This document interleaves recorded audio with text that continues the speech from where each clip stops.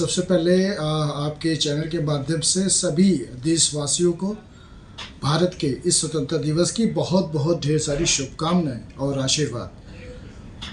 भारत निश्चित ही आज़ाद हो गया है, कितने वर्ष बीत गए, लेकिन इस आज़ादी के कई मायने अभी तक सिद्ध नहीं हो पाए।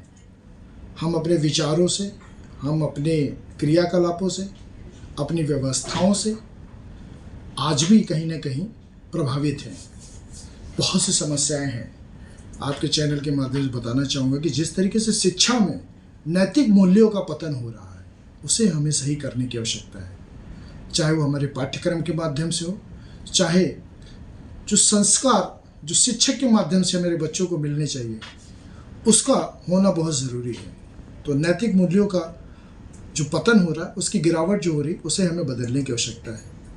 साथ में स्वास्थ्य सेवाओं में जिस तरीके से दलालों की, कॉरपोरेट की व्यवस्थाओं में जो एक मकड़ जाल की व्यवस्था बनी हुई है, उससे भी कहीं ना कहीं हमारा जो स्वास्थ्य का जो जीवन है वो कहीं ना कहीं प्रभावित होता है। एक आम आदमी को उस तरीके की स्वास्थ्य की व्यवस्थाएं आज भी हमें नहीं मिल पा रही है जो गरीबी रेखा के नीचे हैं या मध्यम वर्गीय ऐसे परिवार हैं जिनके इंश्योरेंस नहीं है, जिनका बीमा नहीं है। अब तो माननीय प्रधानमंत्री जी ने बहुत लोगों को बीमा भी दे रखा है, उसके कारण भी।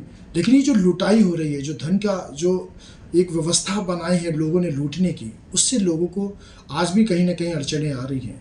उसको हमें दूर करने की आवश्यकता है।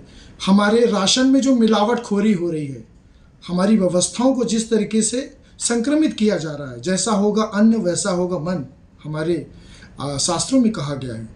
आज हर जगह अन्न में, हर जगह कृषि कार्यों में न जाने कितनी मिलावटें हो रही हैं। हमें उसका बदलाव लाने की आवश्यकता है।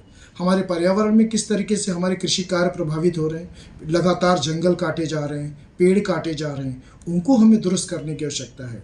ऐसे तमाम सी ऐसी व्यवस्थाओं में हम अपने विचारों से, मैंने कहा ना कि हम स्वतंत्र तो हो गए हैं, लेकिन क्या भारत को, हम विकसित भारत को, सशक्त भारत बनाने के लिए क्या हम कौन सा काम कर रहे हैं।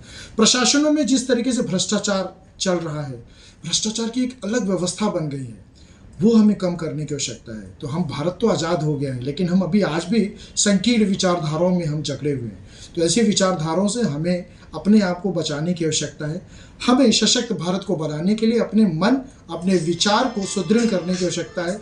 हम चाहते हैं कि सारी व्यवस्थाओं में अब हमें एक क्रांति लानी होगी। हमें मिलावटखोरों के प्रति एक क्रांति लानी होगी, हमें भ्रष्टाचार के प्रति हमें क्रांति लानी होगी, हमें स्वास्थ्य में नैतिक मूल्यों को पढ़ाने के लिए क्रांति लानी होगी। तो ऐसी सारी व्यवस्थाओं के लिए जब तक हम अपने विचार नहीं बदलेंगे, तब तक हमारा देश अभी आज़ादी की उस श्रेणी में नहीं स्थापित हो पाएगा। हम वैसे तो आज़ाद हो गए, लेकिन हमें अपने क्रियाकलापों से और अपने भाव भक्ति से भी हमें अपने भारत को सशक्त बनाना है। तो इन्हीं शुभकामनाओं के साथ पुनः आप सभी देशवासियों को बहुत बहुत ढेर सारी शुभकामनाएं।